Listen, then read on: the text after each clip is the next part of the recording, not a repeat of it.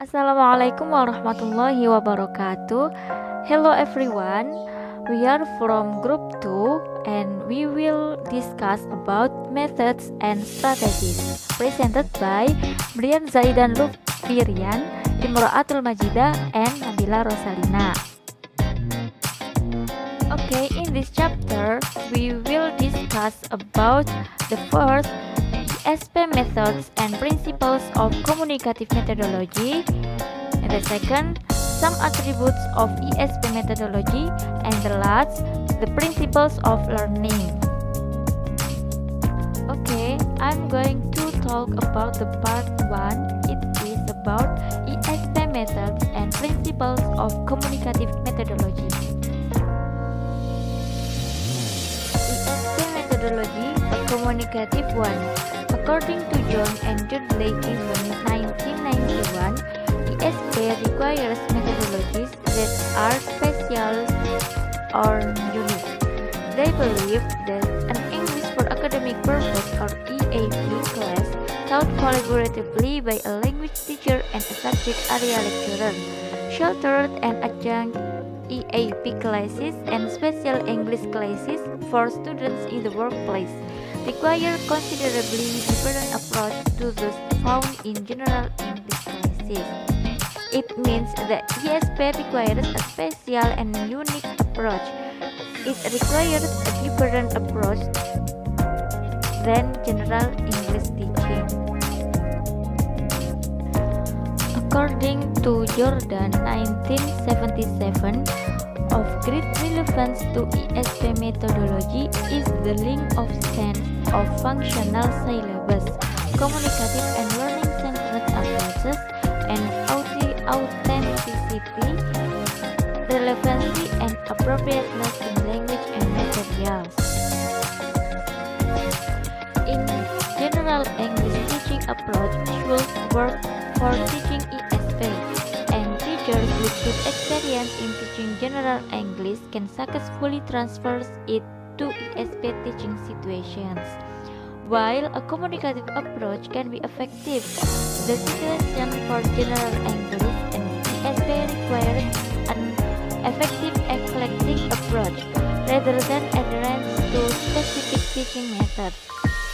Yes, the ESP does not have to use a particular method or technique that already exists.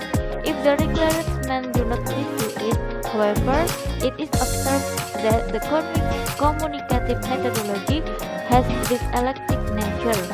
It is no wonder the ESP is said to have adopted a communicative methodology. And we have learned this method in the previous semester about the CLT method, so we will easily to understand it. According to Nunan, 5 basic characteristics of communicative language teaching are: the first, an emphasis on learning to communicate through interaction in the target language. It means communication with the target language is emphasized in learning.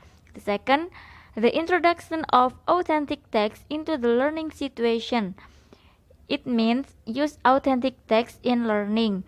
And the third, the provision of opportunities for learner to focus not only on the language but also on the learning process itself. It means students are given the opportunity to focus in language and in the learning process. The fourth, an enhancement of the learner's own personal experience as important contributing element to classroom learning. It means that the students are helped to increase their experience. And the last, an attempt to link classroom language learning with language activation outside the classroom. It means that language learning is related to language activities outside the classroom. Okay, let's talk about the communicative activities. There are 6 of communicative activities. The first, a desire to communicate. In a communicative activity, there must be a reason to communicate. When someone asks a question, the person must wish to get some information or some other form of result. There must be either an information gap or an opinion gap or some other reason to communicate each other. The second, a communicative purpose. When we ask students to describe their bedroom furniture to their partner, we are creating an artificial communicative purpose and making the activity more artificial by asking them to do it in English. We also create artificial information gaps by giving different information to pairs of students so that they can have a reason to exchange information each other. The third, a focus on language content, not language form. In real life, we do not ask about our friend's family in order to practice form. We ask the question because we are interested in the information. That is to say, we are interested in the language content and not in the language form. The fourth, a variety of language is used. In normal communication, we do not repeatedly use the same language form. In many classroom activities, we often try to create situations in which students will repeatedly use a limited number of language patterns. It is opportunity for learners to develop accuracy, fluency, and production of meaning. The fifth, no teacher interventions. When you are on a queue in filling station, in a supermarket, or at a film theater, your teacher is not usually beside you to help or correct your English. The teacher intervention in classroom communicative activities adds to the artificiality. And the last, no control or simplifications of the material.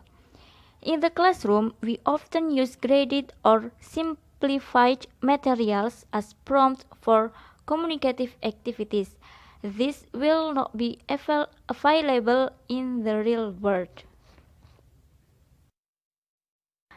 The next one is talk about principles of communicative.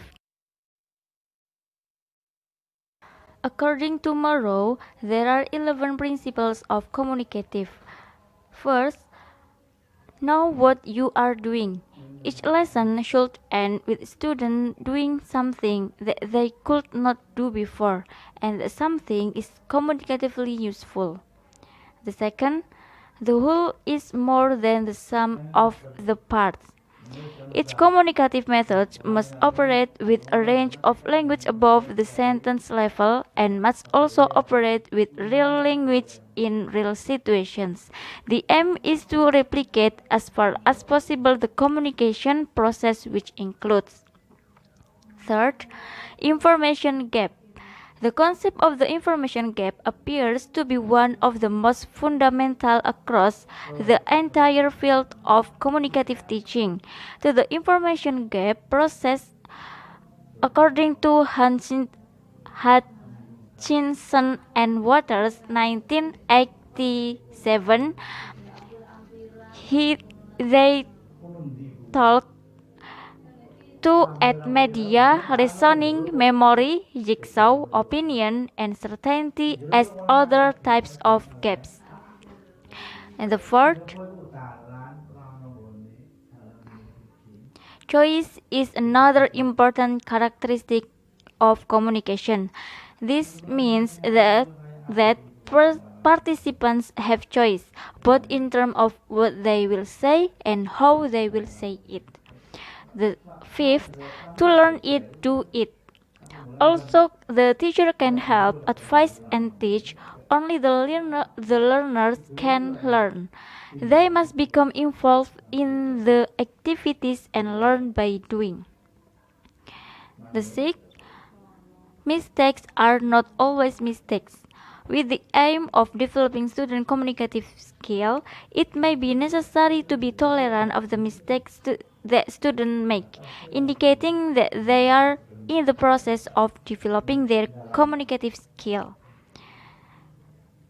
7. Communicative syllabus design. Student needs that determine the syllabus pattern to be adopted. It is recommended that an eclectic approach be adopted in the preparation of the syllabus at ESP. The syllabus must include structure and function, ideas, and context in its design. For language teaching and learning using simulation, role-playing, and games. 8. There is negotiation of meaning and two-way communication exists in class. Learners get progressive feedback from both fellow learners and the teachers. 9th. The role of the teacher. The teacher acts as a facilitator or guide and no longer control class activities. Teachers with experience teaching English as a second language or ESL can take advantage of their background in language teaching. They must identify the ways in which their teaching skills can be adapted for teaching English for a specific purpose. In addition, they need to find a content specialist for assistance in designing appropriate lessons in the subject matter area they teach. 10th, role of learners. Students have the opportunity to express their own individuality and contribute their personality to the learning process. They also have the opportunity to create a cooperative relationship between them. Students are active participants and in the teaching and learning process. And the last, class management. The communicative classroom allows for joint interpretations and cooperative negotiations. Classwork is organized in group and in pairs. Supervision and peer cooperation are also encouraged too. Okay guys, I would like to continue the explanation of Module 3 method and strategies. And here I would like to show you the broader discussion of Unit 2, some attributes of ESP methodology. Okay, so let's start our discussion in this unit by showing the introduction. Learning centered, task-based, activity-based, and problem-solving are all attributes which are generally associated with an effectively communicate-oriented approach.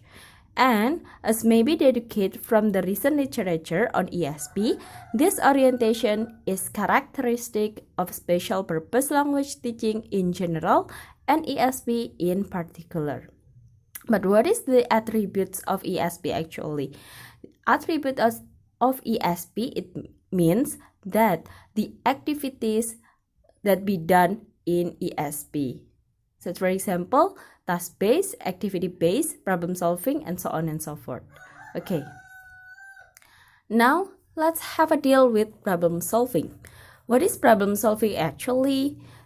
Problem-solving is a process that must be included in every educational practice as life is not devoid of problem. Problem solving can be seen as a way into new work, an opportunity to apply acquired knowledge, and a rationale for gaining new skills and knowledge using an already acquired knowledge.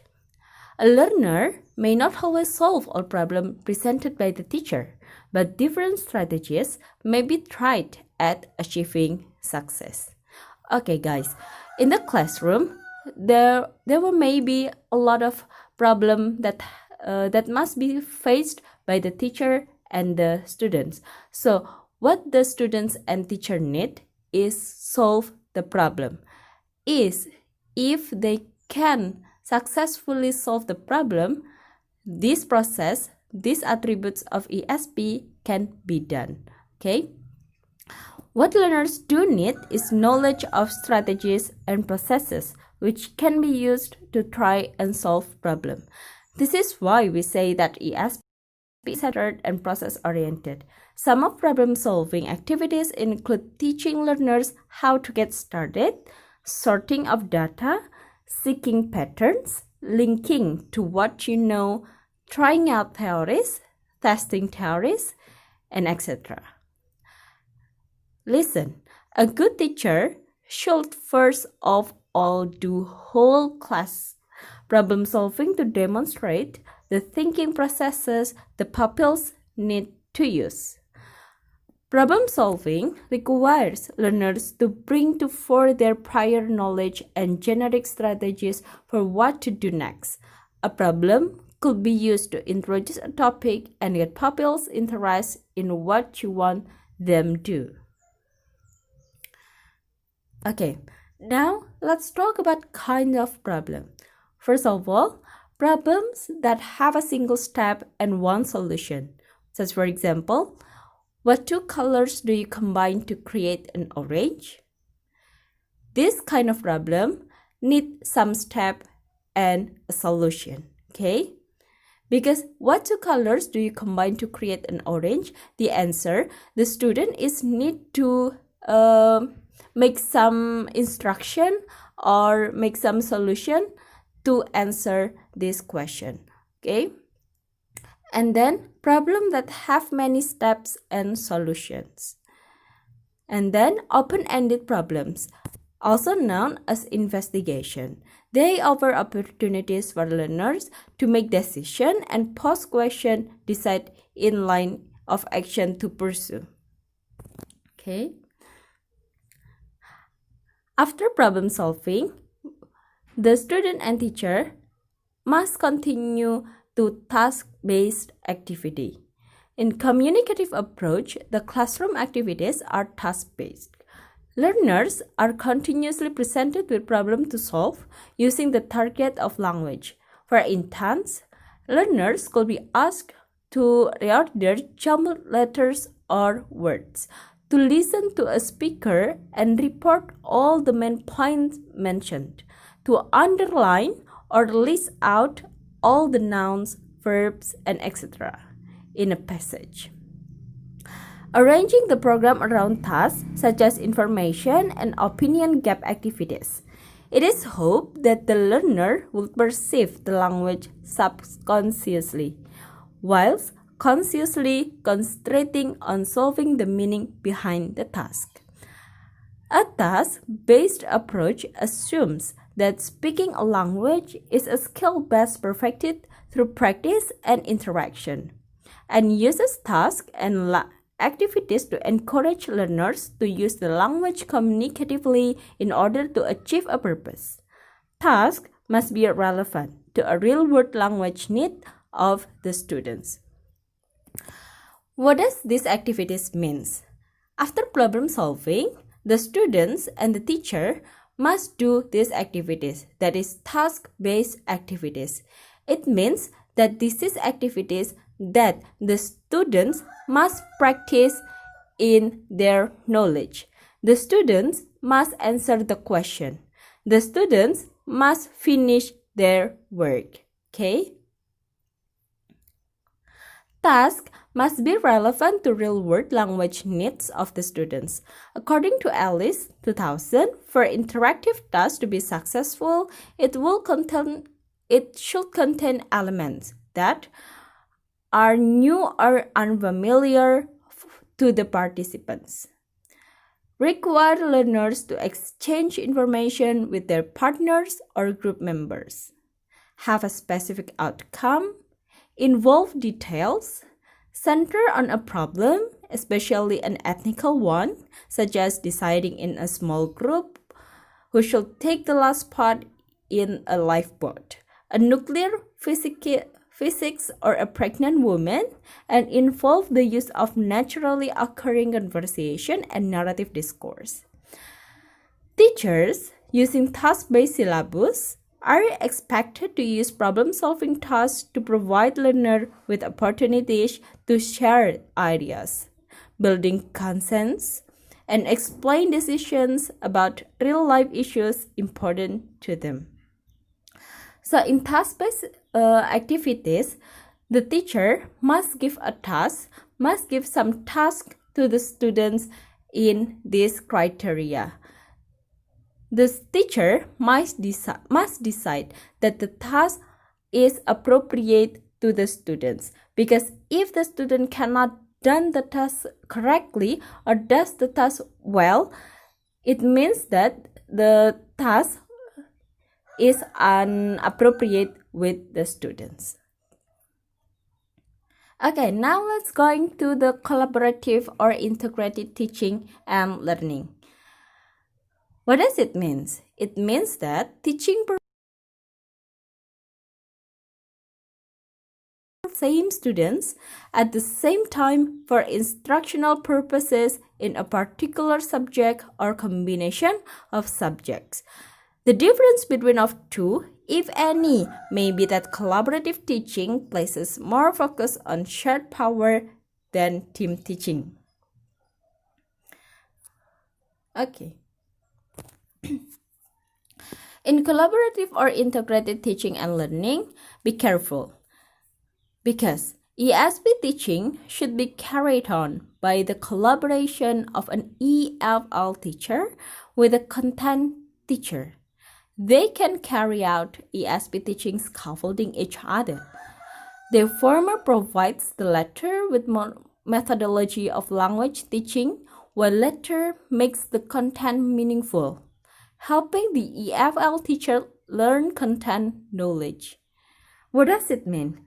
It means that content will be the core of these activities. Therefore, the content-based ESP focuses on the teaching of academic English through content knowledge. Language learning and content of subject matter could be brought together because a foreign language is most successfully acquired when teachers are engaged in its meaningful and purposeful use. The integration of language and content involves the incorporates of content material into language classes. Content can provide a motivational and cognitive basis for language learning, since it is interesting and some value to the learner. Okay, content in collaborative or integrated teaching and learning is a very crucial thing. Therefore, the teacher must make sure that the content will appropriate with the students and have some value to the learner. Okay?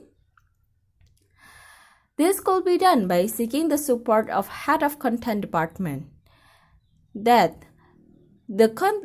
does ESP lecture establish content with the content lecture? First, surveying lecturers. The first activities that must be done by the lecturer is appointing a liaison person, observing classes, team teaching, attending departmental meetings, participating in student selection interviews. They can also distribute a questionnaire at this time to content lecturer to find out their views on the particular strengths and weaknesses of the students and ways in which the English lecturer may be able to help. These activities must be done to make sure that the lecturer or the teacher have a deal with the content that appropriate with the student. Because if the student do not appropriate with the content that the teacher provide to them, the student will be confused and the teacher also cannot maximally teach them. Okay, therefore, these activities may contain in collaborative or integrated teaching and learning. Okay.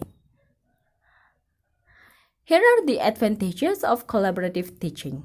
First of all, collaborative can provide more opportunities for second language interaction and improve second language proficiency.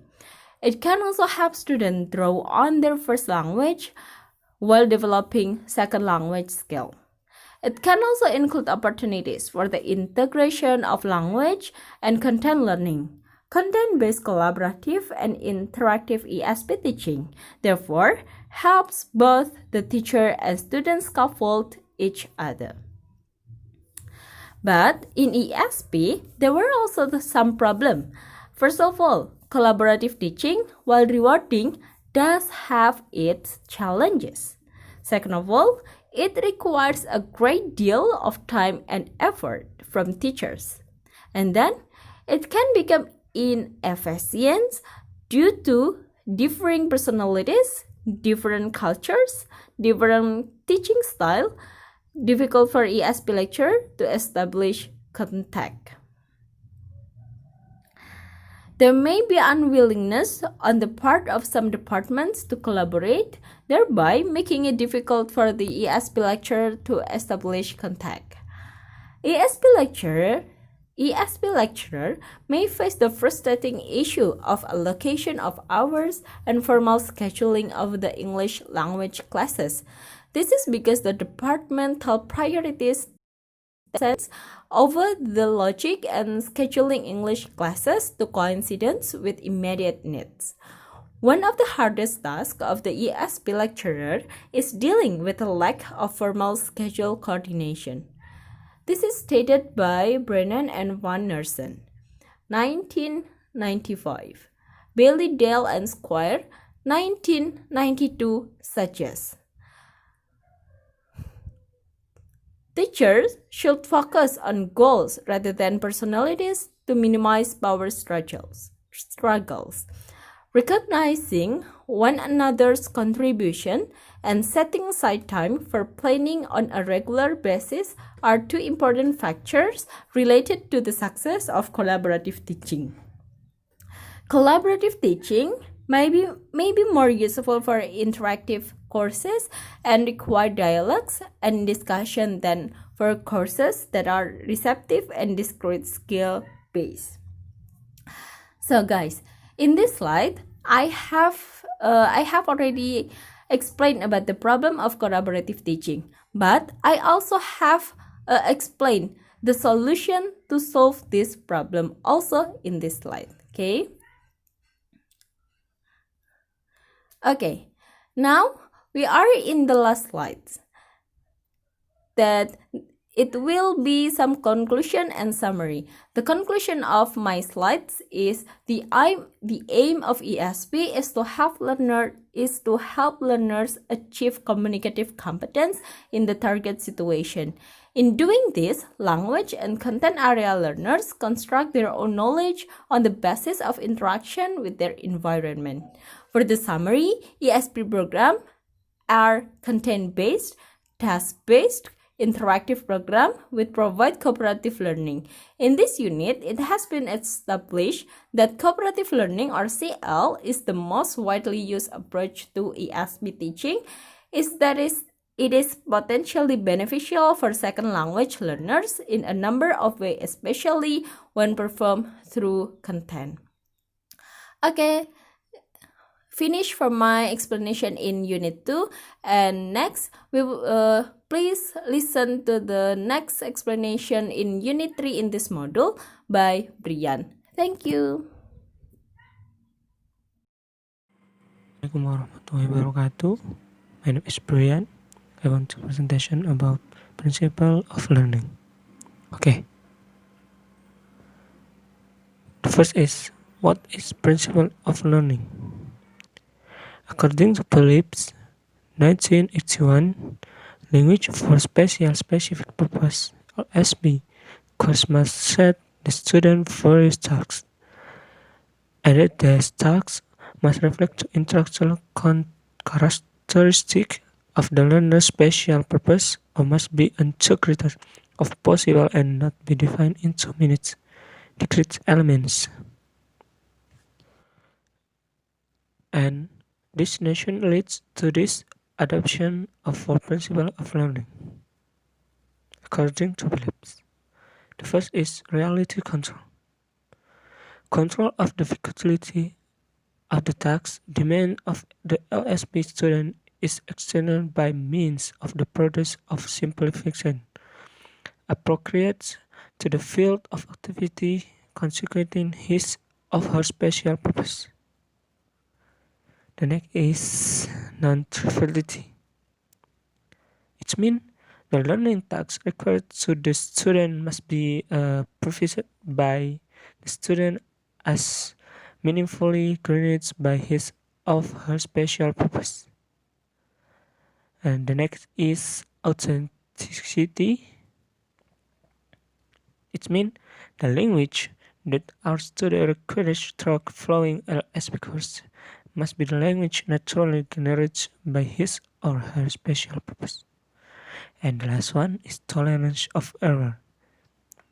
Error of contents of formal education are to be judged as applicable only the extent that they entail errors of communicative adequacy. And for methodology above, principle above, it's maybe it's in Hudson's 1988 in 9 fundamental principles of learning. There are the first is learning is developmental. It means the learner is seen not an empty visual thing to be filled with knowledge. And the next is learning is a thinking process. The learners, apart from having background knowledge, should be able to make use of them.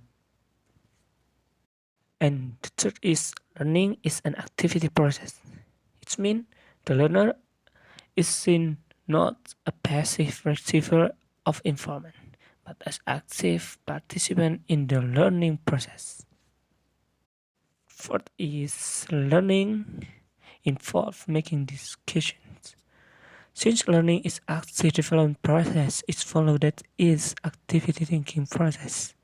It which learning of accepting knowledge to make a new information meaningful. The next is learning a language is not just a matter of linguistic knowledge.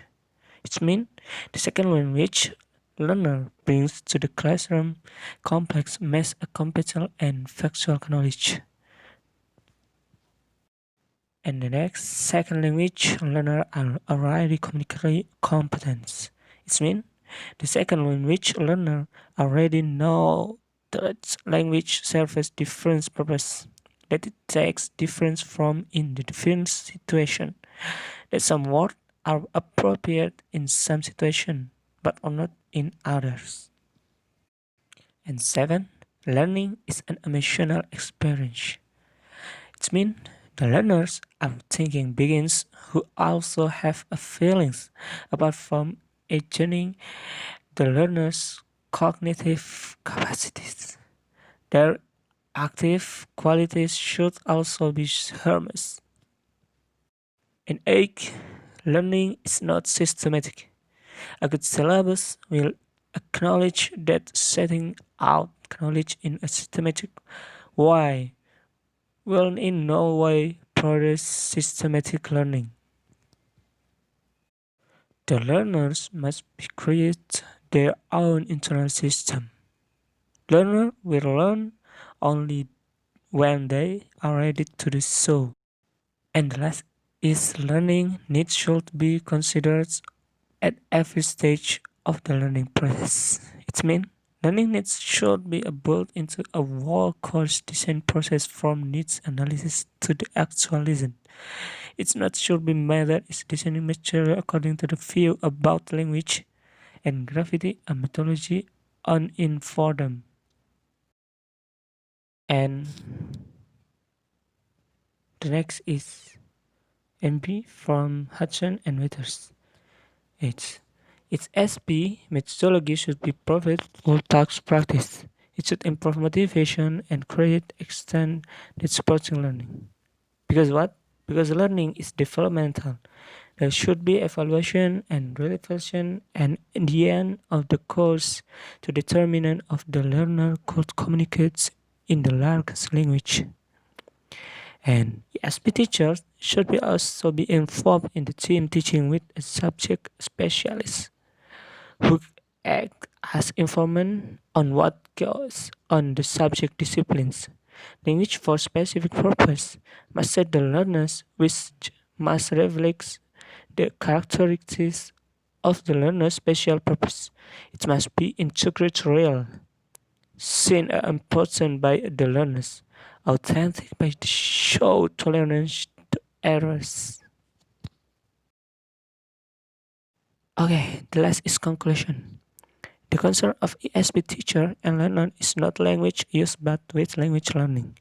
That analysis may have given us to language needs at the target situation, but it has failed to tell us how learners the language. As ESP teachers, we should be guided in our material and methodology by this principle of learning so as to achieve communicative competence in the learners of language.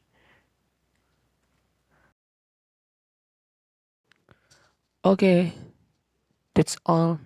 Thank you so much for attention and sorry for our mistakes. Wassalamualaikum warahmatullahi wabarakatuh.